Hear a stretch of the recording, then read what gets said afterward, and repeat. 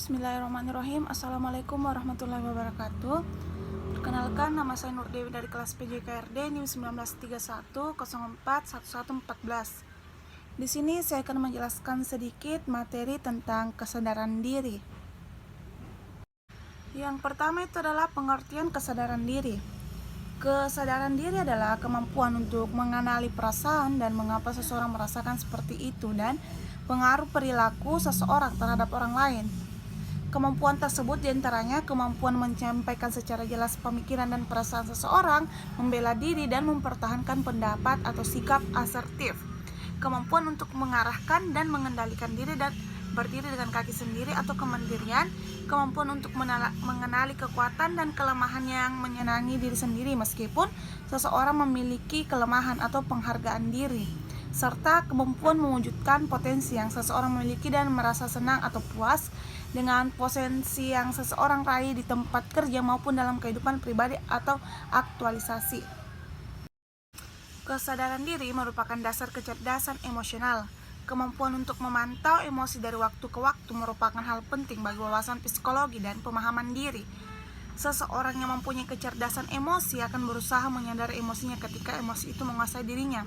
Namun, kesadaran diri ini tidak berarti bahwa seseorang itu hanyut terbawa dalam arus emosinya tersebut, sehingga suasana hati itu menguasai dirinya sepenuhnya.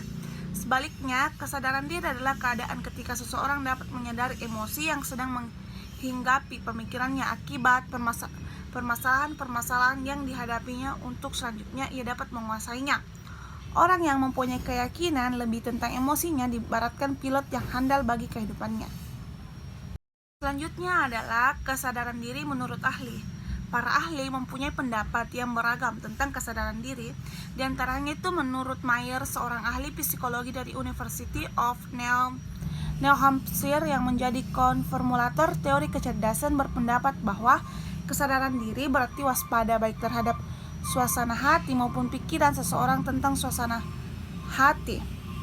Dan Goleman menjelaskan kesadaran diri yaitu perhatian terus-menerus terhadap keadaan batin seseorang. Dalam keadaan refleks diri ini, pemikiran mengamati dan menggali pengalaman termasuk emosi. Selanjutnya itu menurut May, seorang psikiater yang mempelopori pendekatan eksistensial yang diikuti oleh Koesworo, menjelaskan bahwa kesadaran diri adalah sebagian kapasitas yang memungkinkan manusia mempunyai atau mengamati dirinya sendiri maupun membedakan dirinya dari dunia orang lain, serta kapasitas yang memungkinkan manusia mampu menempatkan diri dalam waktu atau masa kini, masa lampau, dan masa depan. Selanjutnya itu menurut Binswanger dan Bos, menggambarkan kesadaran diri adalah salah satu ciri yang unik mendasar pada manusia yang membedakan manusia dengan makhluk lainnya. Pendek kata, dalam pandangan mereka, kesadaran diri adalah kepastian yang memungkinkan manusia bisa hidup bagi pribadi yang utuh atau penuh. Menurut Chaplin, kesadaran diri adalah kesadaran mengenai proses-proses mental sendiri atau mengenai eksistensi sebagai individu yang unik. Nah, dari berbagai pendapat di atas dapat disimpulkan bahwa kesadaran diri atau self-consciousness adalah satu ciri yang unik dan mendasar pada manusia, di mana manusia tersebut mempunyai kesadaran mendalam atau dunia well, midwell, and well. Juga kesadaran mengada di luar dunia, becoming atau sama dengan pemenjadian, yaitu kebebasan yang tidak dapat dipisahkan dari tanggung jawab. Selanjutnya itu adalah kecakapan dalam kesadaran diri. Goleman menyebutkan ada 3 kecakapan utama dalam kesadaran diri, yaitu pertama adalah mengenali emosi diri dan pengaruhnya. Dengan kecakapan ini akan yang pertama itu mengetahui emosi makna yang sedang mereka rasakan dan mengapa terjadi. Yang kedua itu menyadari keterkaitan antara perasaan mereka dengan yang mereka pikirkan. Yang ketiga itu adalah mengetahui bagaimana perasaan mereka mempengaruhi kinerja. Yang keempat itu mempunyai kesadaran yang menjadi pedoman untuk nilai-nilai dan sasaran mereka. Selanjutnya itu adalah pengakuan diri yang akurat atau mengetahui sumber daya batin, kemampuan dan keterbatasan ini. Orang dengan kecakapan ini, yang pertama itu adalah sadar tentang kekuatan dan kelemahannya. Yang kedua adalah menyempatkan diri untuk merenung, belajar, pengalaman terbuka bagi umpan balik yang tulus, perspektif baru, mau terus belajar dan mengembangkan diri. Yang ketiga itu adalah mampu menunjukkan rasa humor, dan bersedia memandangkan diri sendiri dengan perspektif yang luas. Yang selanjutnya itu adalah kepercayaan diri. Kesadaran yang kuat tentang harga diri dan kemampuan diri sendiri orang dengan kemampuan ini akan yang pertama itu berani tampil dengan keyakinan diri, berani menyatakan keberadaannya, kedua itu berani menyuarakan pandangan tidak populer, dan bersedia berkorban demi kebenaran. Yang ketiga itu adalah tegas, mampu membuat keputusan yang baik kendati dalam keadaan tidak pasti. Selanjutnya itu adalah tahap-tahap kesadaran diri. Kesadaran diri yang memiliki remaja dapat mempengaruhi perkembangan diri sendiri dan bahkan perkembangan sesamanya.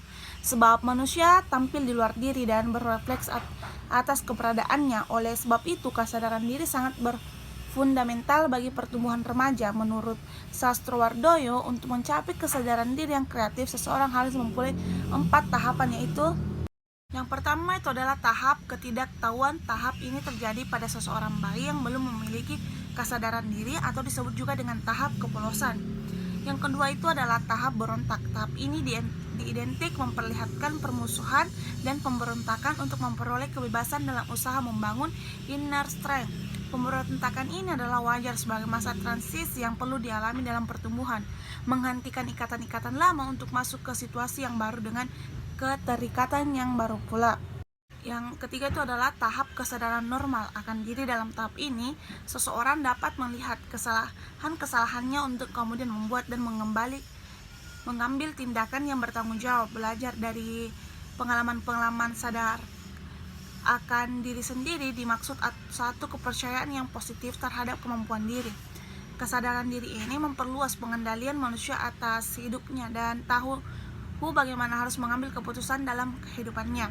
Yang keempat itu adalah tahap kesadaran diri yang kreatif. Dalam tahap ini, seseorang mencapai kesadaran diri yang kreatif, mampu melihat perasaan dan keinginan-keinginan subjektifnya. Tahapan ini bisa diperoleh antara lain melalui aktivitas religius, ilmiah, atau dari kegiatan-kegiatan lain di luar kegiatan-kegiatan yang rutin.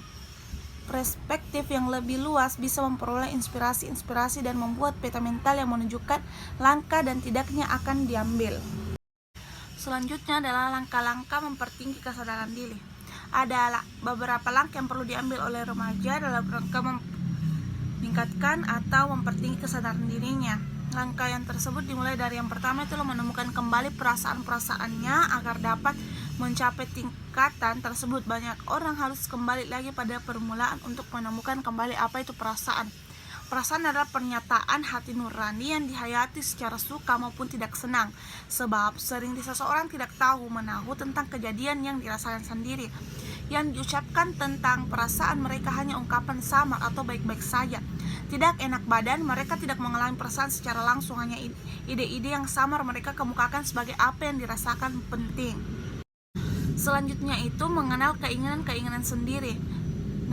Sadar akan perasaan sendiri, bahwa seseorang ke langkah berikutnya, yaitu mengetahui dengan jelas apa yang diinginkan. Seseorang yang tidak mengenali keinginan-keinginan sendiri adalah mereka yang hanya memikirkan keinginan-keinginan yang rutin atau mereka yang berkeinginan menurut orang lain.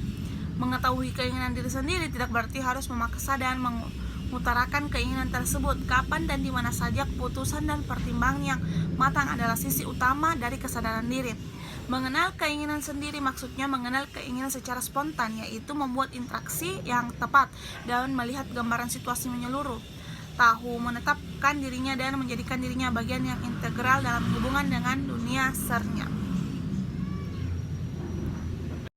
Selanjutnya itu menentukan kembali relasi dengan aspek-aspek kesadaran. Individu-individu masyarakat modern cenderung menyisihkan dan lebih mengutamakan aspek-aspek kesadaran yang dipandang identik dengan rasionalitas. Maka untuk mencapai kesadaran diri, seseorang perlu menemukan kembali relasi diri dengan aspek-aspek ketaksadaan melalui aspek-aspek ketaksadaan individu. Tidak hanya akan menemukan kembali perasaan-perasaannya, tetapi juga menemukan kembali sumber pemecahan bagi masalah-masalah yang dihadapi. Selanjutnya itu memperbanyak zikir. Zikir adalah mengingat Allah baik dengan lisan dan dengan hati. Salah satu cara yang diajarkan Rasulullah, zikir kepada Allah merupakan upaya membersihkan diri dari pengaruh-pengaruh kesenangan keduniaan, kesadaran pada diri sendiri, dan sifat egois. Juga merupakan penetapan ruh dalam kesucian dan keadaan perbedaannya dengan Allah Subhanahu wa Ta'ala. Mungkin itu saja yang bisa saya sampaikan mengenai kesadaran diri. Lebih dan kurangnya mohon dimaafkan. Wabillahi taufiq wal hidayah. Wassalamualaikum warahmatullahi wabarakatuh.